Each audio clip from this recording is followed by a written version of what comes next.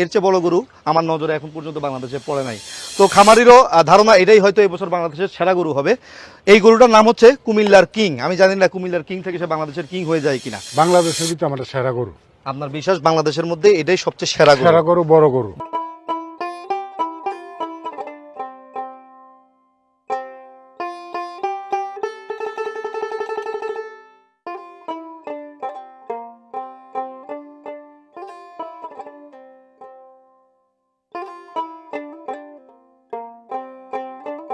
নাম কি তোমার বাবা? হ্যাঁ, তোমার নাম নাকি কিং? তুমি কি কুমিল্লার কিং না বাংলাদেশের কিং? দর্শক আসসালামু আলাইকুম, ক্ষুদ্র খামারিতে আপনাদের সবাইকে স্বাগত জানাচ্ছি। আমি মেহেদী হাসান আজিম। আপনারা দেশ অথবা দেশের বাইরে যেখান থেকে এই ভিডিওটা দেখেন না কেন, আপনাদের জন্য আজকে থাকবে এক্সক্লুসিভ কিছু ইনফরমেশন।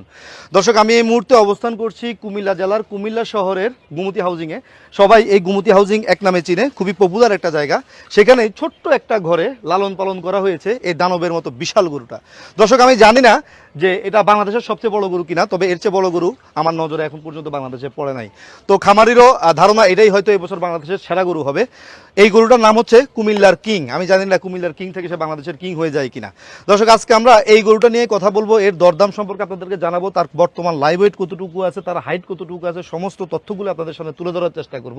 এবং যতটুকু তথ্য থাকবে বাস্তব নির্ভর তথ্য থাকবে, কাল্পনিক কোনো তথ্য থাকবে না। আমরা ফিতার মাপে এই গরুটাকে কাউন্ট করব না, আমাদেরকে কাউন্ট করতে হলে এটার অরিজিনাল স্কেল ওয়েট লাগবে। ভিডিওর প্রথম থেকে শেষ পর্যন্ত আপনাদের সাথে থাকবো আমি, আমার সাথে থাকবে এই গরুর মালিক আলমগীর হোসেন।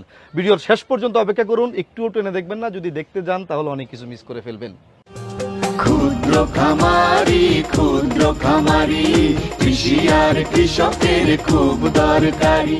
দর্শক, এই বিশাল গরুটার মালিক হচ্ছে আলমগীর ভাই। আসসালামু আলাইকুম আলমগীর ভাই, কেমন আছেন আপনি? ওয়ালাইকুম সালাম ওয়া রাহমাতুল্লাহ। ভালো, আলহামদুলিল্লাহ, আল্লাহ ভালো রাখছে।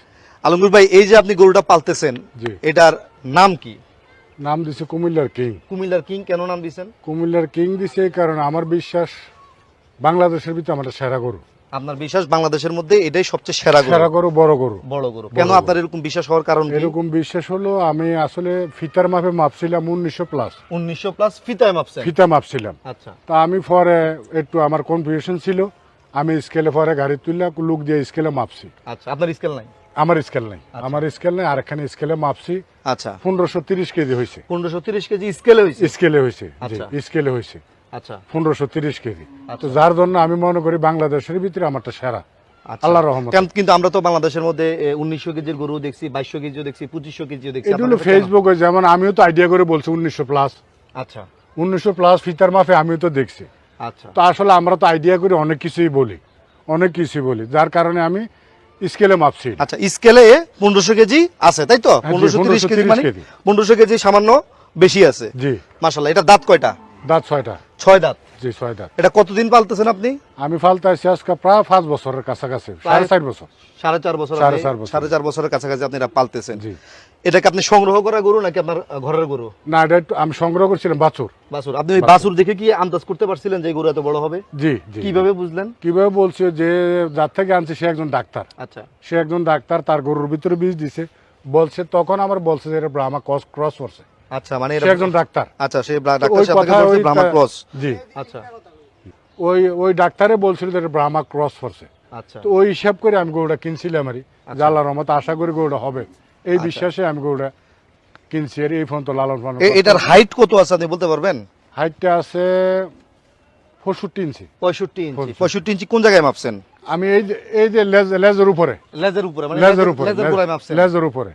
আচ্ছা। লেজের উপরে। দর্শক, এই গরুটার হাইট আছে 65 ইঞ্চি আর এটার ওয়েট হচ্ছে 1530 কেজি স্কেলের মাপ। আমি জানি না এর চেয়ে বড় গরু বাংলাদেশে আছে কিনা, তবে আমার ধারণা এটাই হয়তো বাংলাদেশে সবচেয়ে বড় গরু হবে ইনশাল্লাহ। তো এই মুহূর্তে আমরা এই গরুর লালন পালনগুলোর কিছু তথ্য নেওয়ার চেষ্টা করব। এই গরুটাকে খাদ্যাভ্যাস কি, মানে কি কি খাওয়াইছেন?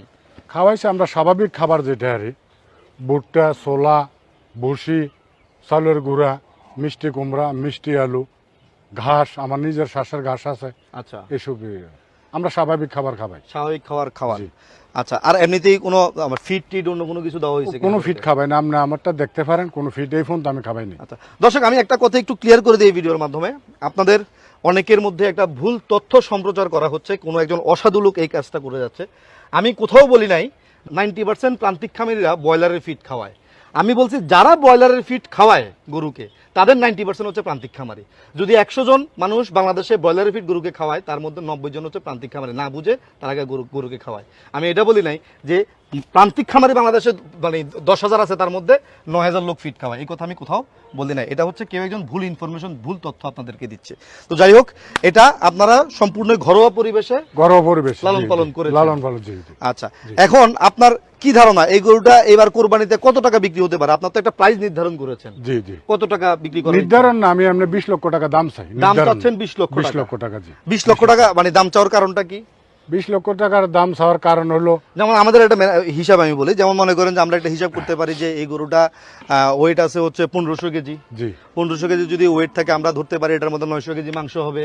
জি। ঠিক আছে, 900 কেজি মাংস হিসাব করলে দেখা যাবে এটার মধ্যে কুরবানির হিসাবও যদি আপনি করেন, দেখা যাবে যে 9 লাখ টাকার মাংস আছে। জি। ঠিক আছে, 9 লাখ টাকার যদি এর মধ্যে মাংস থাকে, এই গরুটা সুন্দর, জি। অনেক বড় গরু, এর চেয়ে বড় গরু বাংলাদেশে নাই, সেই হিসেবে আপনাকে কাস্টমার আরো 2 লাখ টাকা দিতে পারে। জি। ঠিক আছে, জি। তার মানে হচ্ছে 12 লাখ টাকা 13 লাখ টাকা দাম আসে। জি।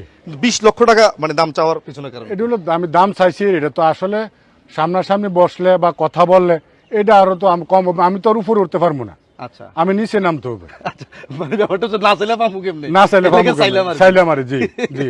আলোচনার সাপেক্ষে তো আমি 20 লাখ টাকা চাইছি, কেউ তো আর 20 লক্ষ টাকা দিয়ে লাইছে না, 15 লক্ষ টাকা কেউ দিয়ে লাইছে না। আমি তো আর উপরে উঠতে পারবো না। দর্শক, এই গরুটার আস্কিং প্রাইস 20 লক্ষ টাকা এবং এর ওজন হচ্ছে 1500 কেজি, 1.5 টন। বুঝতেই পারতেছেন, হাতির মতো একটা গরু। তো এই গরুটার দাম 20 লক্ষ টাকা বলতে উনি বলে নাই যে আপনাকে 20 লক্ষ টাকা দিয়ে কিনতে হবে, ওনার এটা চাওয়া দাম 20 লক্ষ টাকা। আপনারা গরুর সামনে এসে দাঁড়াবেন, আপনাদের সামনে জিনিস থাকবে, এরপরে আপনার মস্তিষ্ক আপনাকে বলে দিবে এই গরুটার দাম কত। ঠিক আছে, এখানে আপনারা গরু দেখে আলোচনা সাপেক্ষে একটা দাম নির্ধারণ করবেন। তবে আমার পক্ষ থেকে আমি যেটা বলতে পারি সেটা হচ্ছে গরুটা খুবই এক্সক্লুসিভ। আমার জানা মতে এর চেয়ে বড় গরু বাংলাদেশে নাই, থাকতেও পারে, আমার অনেক কিছুই আমার অদেখা থাকতেই পারে। তবে আমি যতটুকু জানি, আমার কাছে যতটুকু তথ্য আছে, এটাই এই যাবৎকালে বাংলাদেশের সবচেয়ে বড় গরু। তবে যদি বাংলাদেশের সবচেয়ে বড় গরু এটা নাও হয়, প্রথম 2টা বা 3টা গরুর মধ্যে এটা একটা হবে, এটা নিশ্চিত 100%। যাই হোক দর্শক, আপনাদেরকে আমরা দেখালাম কুমিল্লার কিং। আপনাদের সাথে মালিকের সাথে কথাও বলিয়ে দিলাম, মালিকের সমস্ত ইনফরমেশনগুলো দিলাম এবং মালিকের ফোন নাম্বার স্ক্রিনে থাকবে। আপনাদের যাদের পছন্দ আপনারা অবশ্যই যোগাযোগ করে নেবেন। আর কেনার সামর্থ্য সবার নাই, সবাই কিনতে পারবো না, এটা যে কোনো একজন কিনবে। তবে একটা জিনিসের সামর্থ্য সবার আছে, এত বড় গরু প্রতি বছর হবে না, আর এত বড় গরু সব জায়গায় থাকবে না। আমার মতো গরু পাগলা যারা আছেন তারা একবার হলেও গরুটাকে স্বচক্ষে এসে দেখে যাবেন। কারণ কমেন্ট বক্সে কমেন্ট করতে টাকাও খরচ হয় না, কোনো কষ্টও হয় না, শুধু আন্তাজে একটা কথা লিখে দিই। এই গরুটা তো অনেকে লিখে দেবেন 800 কেজি হবে, তো গরুটা এসে দেখে কমেন্ট করলে সবচেয়ে ভালো হয়। ঠিক তো? কারণ হচ্ছে আপনি খুদাই একটা কথা বলে দিবেন আর সেটা কথা বলার জন্য আরেকজন মানুষকে নেগেটিভ করবেন কেন ভাই? কারণটা কি? ঠিক আছে, উনি বলে দিছে এটা স্কেলের ওয়েট, এটা স্কেলের ওয়েট। এখন আপনার যদি সন্দেহ হয় আপনি এসে আবার নতুন করে স্কেলে যায় মাপতে পারেন, কোনো সমস্যা নাই। দর্শক, আপনারা জানেন আমি কুমিল্লার ছেলে, কুমিল্লাতেই বেড়ে ওঠা। তো আজকে আমার বন্ধু চলে আসছে আমার সাথে শুটিং স্পটে।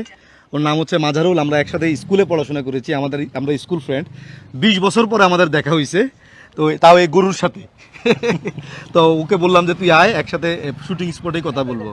তো মাঝারুল, তুই যে এতদিন পরে আসলি দেশে, আমার সাথে দেখা হইলো, আর এত বড় একটা গরুর সামনে চলে আসলি, এই গরু দেখে তোর কাছে কেমন লাগতেছে বল? মাশাআল্লাহ, অসাধারণ। আর আরব দেশের ভিতরে বহুত গরু দেখছি, উট দেখছি, কিন্তু এমন ধরনের অসাধারণ, অতুলনীয়, এটা বলার বাহিরে। মানে আরব দেশের উট টুট সবকিছু হচ্ছে তোর কাছে এটাই সুন্দর লাগছে? মাশাআল্লাহ, অনেক সুন্দর, অনেক ভালো লাগছে। আঙ্কেল, দেশবাসীর উদ্দেশ্যে যদি আপনার কিছু বলার থাকে আপনি বলতে পারেন। দেশবাসীর উদ্দেশ্যে এটা বলবো, গরুটা আসলে অনেক বছর ধরে ফালতে আছি। কোনো সচেতন ব্যক্তি যদি আসে গরুটা বিক্রি করে নিতে, ইচ্ছুকভাবে দিয়ে দেবো তাকে। আসলে খুশি বেশি, এগুলো খুশি বেশির বিষয়। গরুটা আসলে ফালছে কষ্ট করে, শখের জিনিস কেউ ইচ্ছা করে চাইলে দিয়ে দেবো। আপনাকে অনেক ধন্যবাদ।